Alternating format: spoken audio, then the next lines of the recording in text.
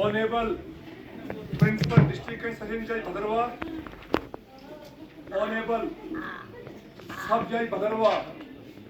Honorable Secretary District Legal Service Authority, Honorable Munsif Bhadarwah, respected District Bar Association Bhadarwah, Khajuria Sahab, Senior Counsel Advocate Sujit Kumar Gupta Sahab, Shekhar Mehta जी, पूजा जी, नौरीन जी, ईशा जी, मुश्तरीफ साहब, समीर जी और मनहाज साहब और जितने भी हमारे यहाँ पे बाकी लिटिगेंट्स हैं, मैं आपको सबसे पहले बताना चाहता हूँ और इन्फॉर्म करना चाहता हूँ कि आज से 50 साल पहले अगर हम लीगल प्रोफेशन की तरफ देखेंगे तो हमें मालूम चलता है कि पहले टाइप वर्क हुआ करता था, पेपर फाइल्स हुआ करती थी, लेकिन पिछले 10-15 वर्षों में लीगल प्रोफेशन जो है उसमें एक बहुत बड़ा बदलाव हुआ है। आज जुडिशरी के अंदर इलेक्ट्रॉनिक फाइल्स और डिजिटल प्रोसीडिंग जो है वो इनिशिएट की जाती है, उनको कन्वेंस किया जाता है। आज मुल्जमान को ट्रायल के लिए कोर्ट रूम में नहीं लाया जाता है, जबकि वीडियो कॉन्फ्रेंसिंग के थ्रू उनको जेल से कनेक्ट किया जाता है और जितनी भी फाइल्स हैं वो अब इलेक्ट्रॉनिक फाइल्स हो चुकी हैं, सारी लोड है। डिफरेंट जो हमारे डिस्ट्रिक्ट कोर्ट्स हैं वहां पे बाकायदा तौर पर एक CNR नंबर भी उस फाइल का जो है लगाया जाता है। इससे पहले ये चीजें नहीं थी। इसी के रिलेटेड जो आज यहाँ पे 2025 की यहाँ पे ऑर्गेनाइज हो रही है, नो डाउट जब हमारा आइन, हमारा संविधान और कॉन्स्टिट्यूशन हमारा फ्रेम हुआ था, तब आर्टिकल 39A जिसके तहत स्टेट की रिस्पांसिबिलिटी है एक्सेस टू जस्टिस प्रोवाइड करना, लीगल एड प्रोवाइड करना और लोगों के लिए प्रमोट करना जस्टिस को, लेकिन उसके बावजूद भी कहीं ना कहीं कमी थी, जिसकी वजह से बैकलॉग जो केसेस थे वो बहुत ज्यादा बर्डन हमारी जुडिशरी के ऊपर था। सबसे पहले ऑनरेबल जस्टिस भगवती साहब ने गुजरात में लोक अदालतों का कंसेप्ट जो है उसको इंट्रोड्यूस किया। इससे पहले भी जब हमारा देश आजाद हुआ 1947 में, तो लोक अदालतों का कंसेप्ट जो था वो पंचायतों की शक्ल में था। गांधीयन प्रिंसिपल की रूप में लोक अदालतों का कंसेप्ट था। आज भी हम देखते हैं कि जो हमारे रूरल एरियाज हैं वहां पे पंचायतें, खासकर जो हमारे आज के इस मॉडर्न एरा में नोमैडिक कम्युनिटीज हैं, वो आज भी अपने लेवल पे पंचायतें ऑर्गेनाइज करती हैं, जहां पे जो डिफरेंसेस होते हैं, जो डिस्प्यूट होते हैं पार्टीज के बीच, चाहे वो मैट्रिमोनियल हो, चाहे वो क्रेडिट और डेबिट को लेकर हो, उनको वहां पे रिजॉल्व किया जाता है। तो जिस तरीके से मैंने आपको बताया कि सबसे पहले जस्टिस भगवती साहब ने गुजरात में लोक अदालतों के कंसेप्ट को इंट्रोड्यूस किया और उसके बाद बैकलॉग ऑफ केसेस को देखते हुए justice access to justice provide करने के लिए और 39A जो आर्टिकल हमारे कॉन्स्टिट्यूशन का है उसके तहत लीगल सर्विस अथॉरिटीज एक्ट 1987 में हमारे पार्लियामेंट में पास हुआ और उसको इंटैक्ट किया गया, एक कानून जो है लाया गया, जिस कानून के तहत आज यहाँ पे इस डिस्ट्रिक्ट कोर्ट कॉम्प्लेक्स भद्रवाह के अहाता के अंदर लोक अदालत ऑर्गेनाइज हो रही है। मैं आपको बताना चाहता हूं कि इससे पहले भी जब code of civil procedure introduce हुआ था, इंटैक्ट हुआ था हमारे भारत देश में, हमारे इंडिया में, तो सिविल जो कोड ऑफ सिविल प्रोसीजर है उसकी सेक्शन 89 है, जिसके तहत जिस भी केस में, चाहे जो सिविल सूट हो, सिविल केस हो, उसमें अगर कोर्ट को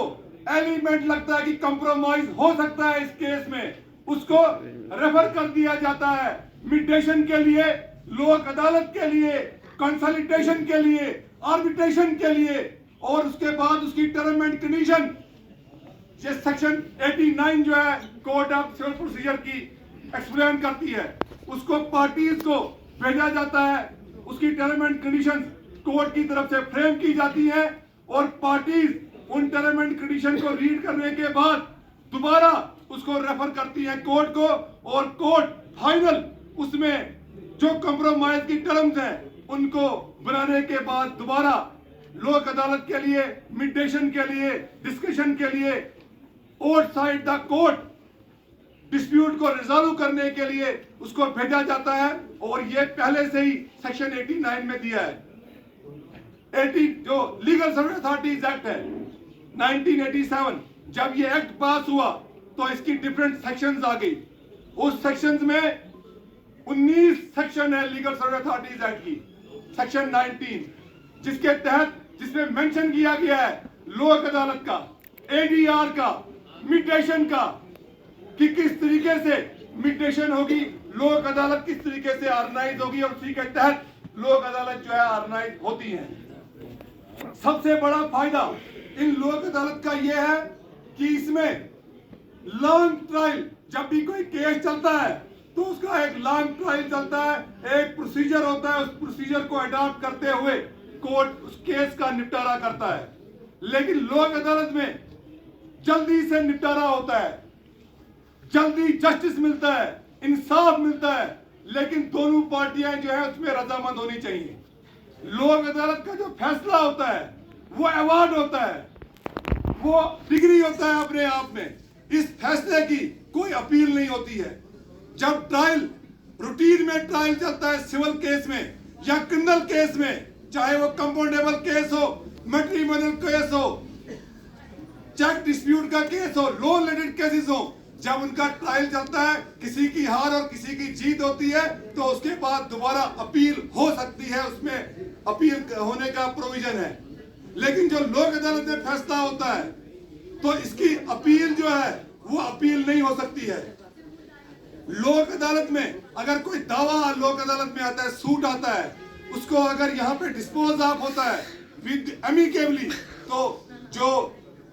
सेक्शन 16 है कोर्ट फीस एक्ट की, उसमें भी मेंशन किया गया है, प्रोविजन है कि कोर्ट फीस जो है रिटर्न कर दी जाएगी, दोबारा से लिटिगेंट को कोर्ट फीस वो वापस मिलेगी, उसमें बताया गया है। तो आज जो इसमें जो निपटारा अब छत्तीसगढ़ गवर्नमेंट ने रिसेंटली, छत्तीसगढ़ की जो सरकार है उन्होंने, और छत्तीसगढ़ का जो हाई कोर्ट है वहां पे शुरुआत की गई है जेल्स में, जो वहां के जेल हैं,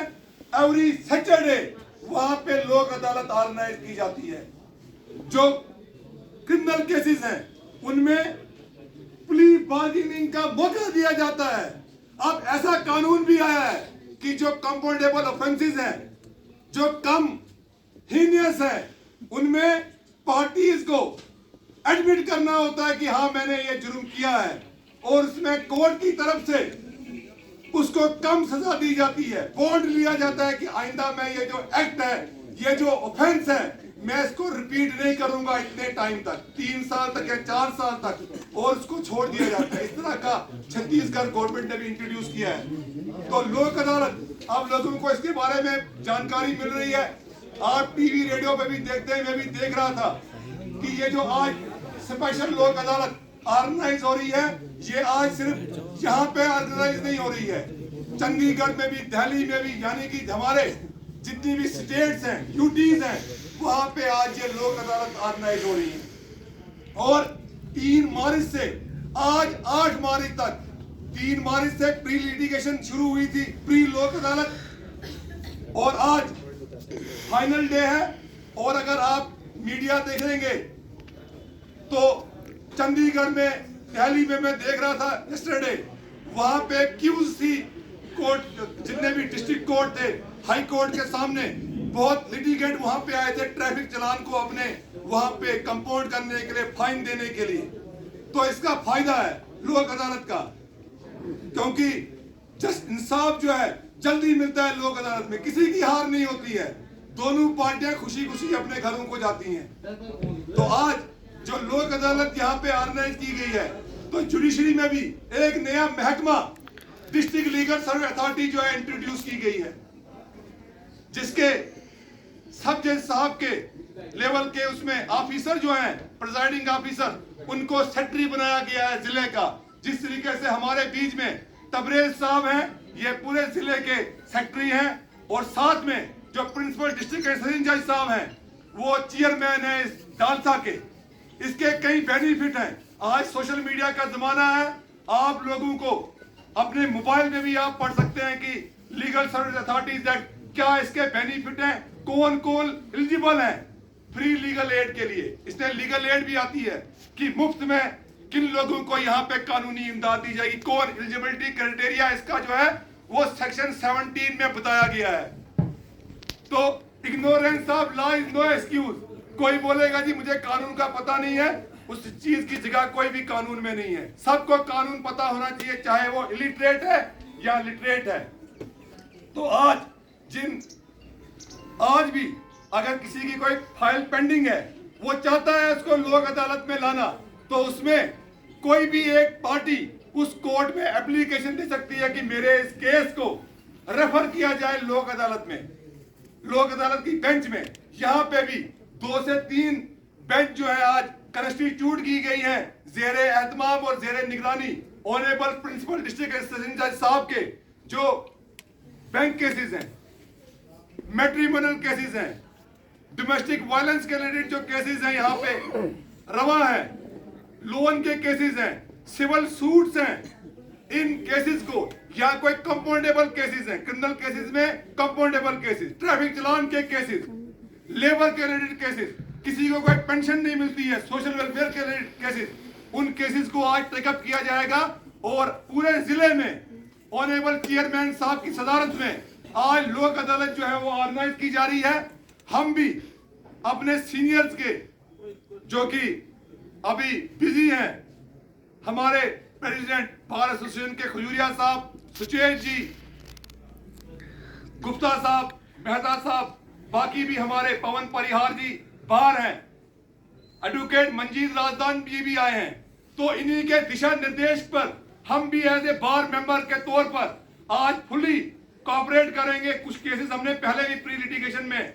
यहाँ पे एमिकेबली उनका निपटारा कराया ऑनरेबल सब जज साहब की कोर्ट में, और भी केसेस आज हम रेफर करवा रहे हैं। और मैं साथ आपको बताना चाहता हूं कि हर 2 महीने के बाद